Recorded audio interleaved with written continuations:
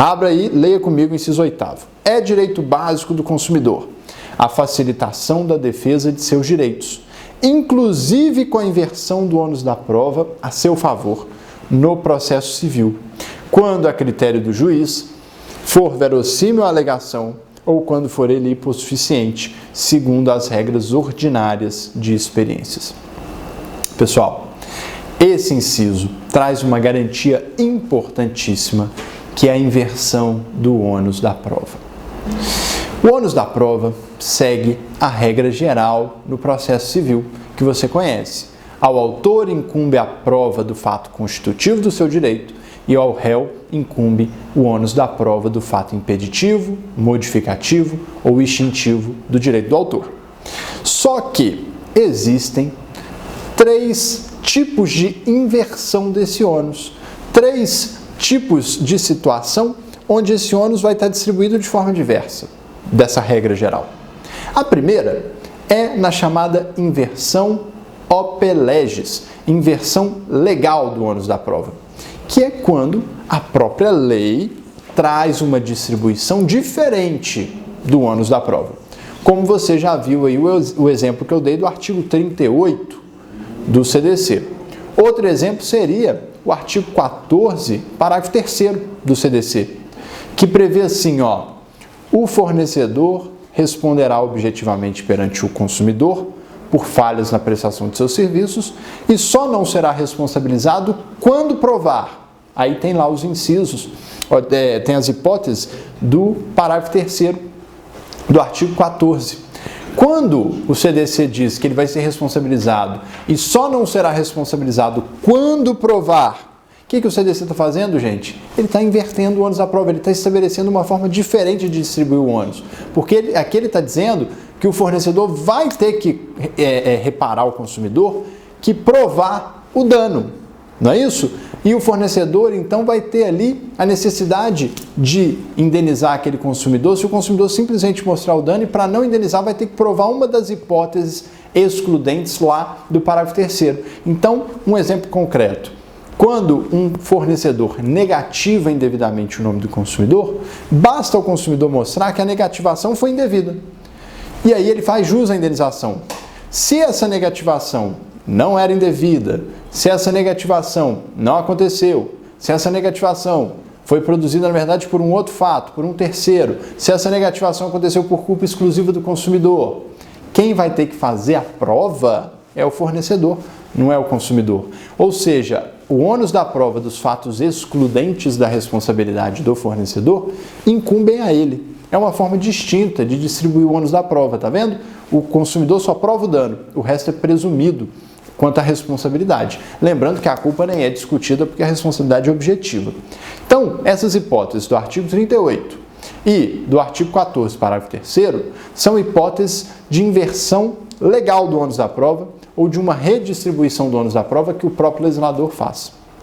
Mas existe um segundo tipo, que é a inversão convencional do ônus da prova, que é quando as próprias partes estabelecem um ônus de prova diferente do que está na lei, diferente da regra, né? E aí esse ajuste acontece entre elas e elas passam a ter um ônus que elas mesmas estabelecem, dentro de limites postos pela própria lei, desde que isso não aconteça em prejuízo do consumidor.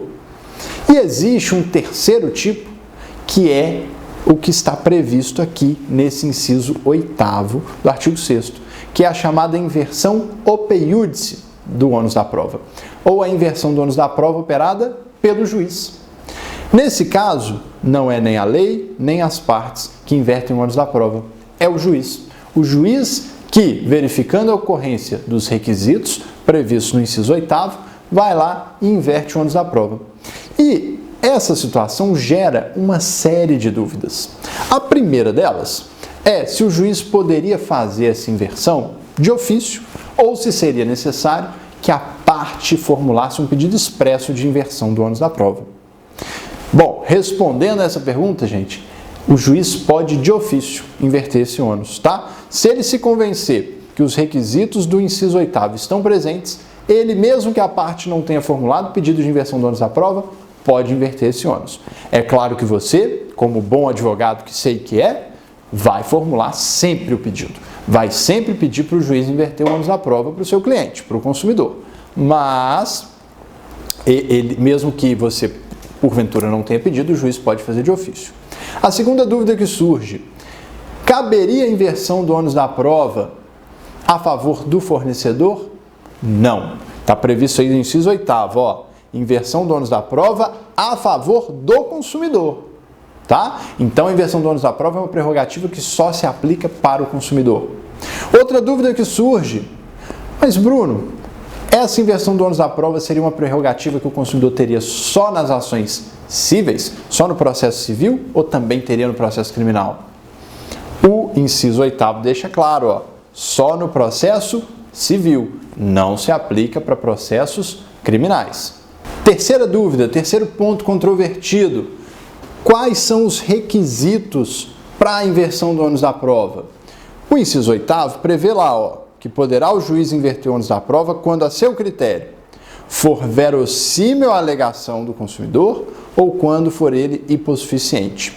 Gente, embora o artigo traga aí, né, o inciso 3º traga esses dois requisitos, a dúvida está se são requisitos cumulativos ou alternativos. Aí você vai me dizer: professor, mas você está doido. Aqui no inciso está falando ou é alternativo, ou um ou outro. Gente, não é tão simples quanto parece. Embora uma visão literal sugira que basta um desses dois requisitos, ou seja, ou a alegação do consumidor é verossímil. O que é ser verossímil? É ser razoável. Uma alegação, os fatos que o consumidor está contando serem muito razoáveis. Teria uma fumaça do bom direito ali, lembra? Uma ideia parecida com aquela de fumaça do bom direito. Se é algo que parece muito ser verdade. Sendo verossímil ou sendo ele hipossuficiente, o que é ser hipossuficiente? Ser hipossuficiente é o consumidor ter uma dificuldade, uma fragilidade no processo, uma fragilidade de produção de prova, de conseguir produzir as provas que ele precisa. Pode ser uma hipossuficiência financeira, ele não tem condição de arcar com a perícia cara no processo. Pode ser uma hipossuficiência fática, ele não tem os documentos que ele precisaria, né? Ele não tem uma gravação da conversa telefônica, ele não tem uma cópia do contrato. E aí a dúvida que fica é: tem gente que na visão literal, lendo o artigo, vai dizer não, ou é verossímil, ou ele é hipossuficiente, já é suficiente para inverter. Basta um dos requisitos. Se não for verossímil, mas foi hipossuficiente, pode inverter. Se for verossímil, mas não foi hipossuficiente, também pode inverter. Só que existe uma corrente doutrinária divergente que diz: não, na verdade, apesar do legislador ter usado a expressão ou, esses requisitos eles são cumulativos. E devem ser cumulativos por uma questão lógica. Qual é? Eles partem da seguinte premissa, essa corrente doutrinária parte da seguinte premissa: verossímil, a alegação do consumidor sempre deve ser. Então, na verdade, é o consumidor hipossuficiente com a alegação verossímil que tem direito à inversão do ônus da prova.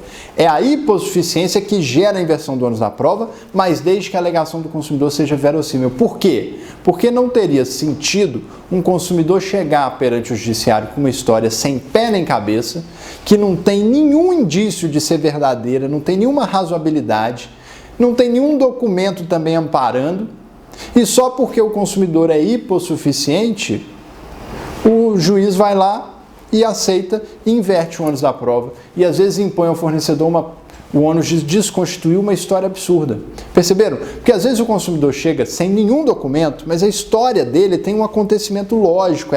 Ela, por conhecimentos notórios, por coisas que a gente sabe que costumam acontecer, ela tem uma lógica. Às vezes ele chega com uma história que é um pouco difícil, não tem tanta verossimilhança, mas ele tem um iniciozinho de prova, alguma coisa assim.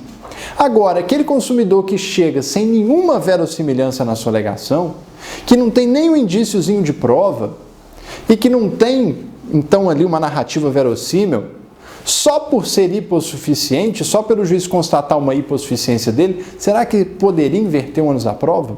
Né? Porque é possível que um consumidor que não tem uma narrativa verossímil seja hipossuficiente. A hipossuficiência é outra coisa. A hipossuficiência é a dificuldade de produzir prova num caso concreto por algum motivo. Aquele consumidor que tem uma fragilidade processual.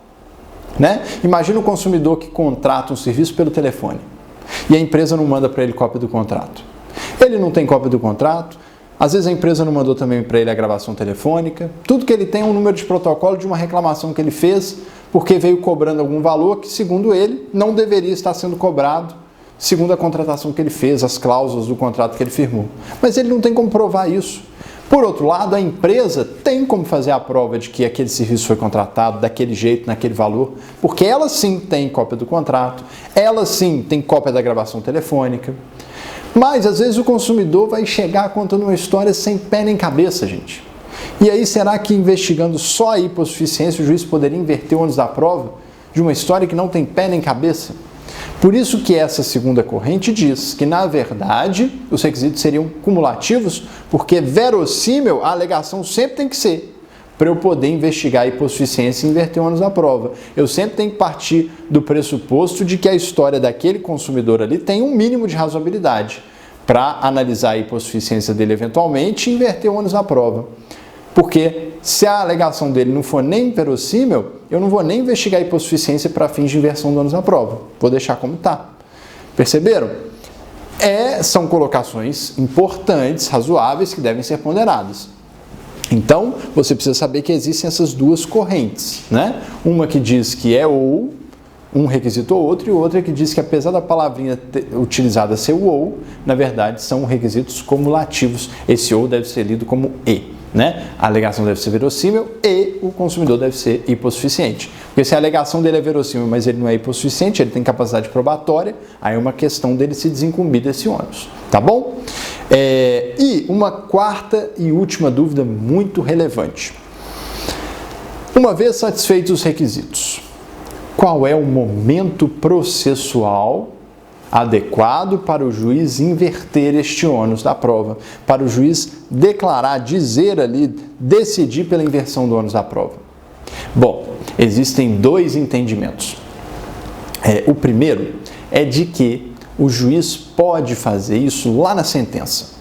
Segundo esse entendimento, a inversão do ônus da prova seria uma regra de julgamento.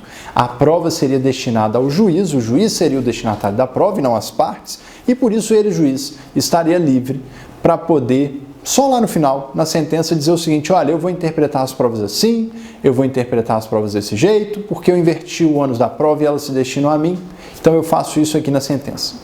Só que esse entendimento ele recebe algumas críticas, porque ele viola a questão do princípio da não surpresa. Muitas vezes a parte vai passar o processo inteiro imaginando que tem um determinado ônus probatório e, por questão estratégica, vai produzir algumas provas e vai deixar de produzir outras, porque afinal de contas ela acredita que não precisa provar aqueles fatos. E chega lá no final, o juiz anuncia para ela que ele resolveu inverter o ônus da prova e considerar as provas de uma forma diferente, ou melhor, considerar o ônus da prova de uma forma diferente do que as partes estavam achando que era, estavam esperando, não é? Por isso, surge então essa segunda corrente, que diz que, na verdade, a inversão do ônus da prova é uma regra de instrução, que a prova dirige-se não só ao juiz, mas também às partes, não é? Principalmente porque são elas, como regra, como na maior parte dos casos, as responsáveis pela sua produção. E aí, nesse caso, então, o juiz deve inverter o ônus da prova lá no momento em que as partes vão especificar as provas que vão produzir. Ou seja, lá no despacho saneador, quando o juiz fixa os pontos controvertidos e distribui ali o ônus da prova, especifica para cada uma, deixa claro para cada uma, né, qual ônus lhe incumbirá. É nesse momento que o juiz deve se manifestar, dizendo se ele vai ou não inverter o ônus da prova, porque ali, a hora que fixar os pontos controvertidos e o juiz disser se ele vai mexer na regra geral do ônus da prova, as partes vão poder especificar as provas que querem produzir, sabendo exatamente qual fato deve ser provado por cada uma delas. E aí vai evitar uma surpresa lá no final, na sentença, ok? Muito bem, essas duas teorias eram bem controvertidas, as correntes doutrinárias elas eram bem divididas, inclusive dentro do Poder Judiciário. Algumas decisões no STJ seguiam a primeira corrente como regra de julgamento, outras decisões seguiam a segunda corrente como regra de instrução, mas hoje esse assunto foi pacificado e para o STJ a inversão do ônus da prova é regra de instrução. Prevalece essa segunda corrente doutrinária. Ou seja, o juiz deve inverter o ônus da prova lá no momento de saneamento do processo, de especificação das provas pelas partes, para não causar surpresa. Não pode inverter só lá na sentença, não. Sob pena de ser anulada a sentença e voltar ao processo e reabrir a fase de especificação de provas para que as partes escolham provas para desincumbir de um eventual ônus invertido, etc. Então, o momento para a inversão do ônus da prova é lá no despacho saneador. Ah, Bruno, mas eu formulei o pedido de inversão do ônus da prova, chegou no despacho saneador, o juiz não falou nada. O que eu devo fazer? Você tem que fazer um embargo de declaração. Você tem que ir lá e cutucar o juiz e falar: juiz, eu preciso que você se manifeste. Ainda que seja para falar: não vou inverter, mas tem que se manifestar nesse momento, para eu saber qual é exatamente o meu ônus, para eu não correr o risco de chegar só lá na sentença e o juiz lá dizer se ele inverteu ou não, e eu correr o risco de não ter me desincumbido de alguns ônus que eu nem sabia que eu tinha. Tá bom? Então essas são algumas considerações práticas muito importantes para a gente aplicar essa garantia básica tão importante que está aí no inciso 8º do artigo 6º do CDC. Tá bom?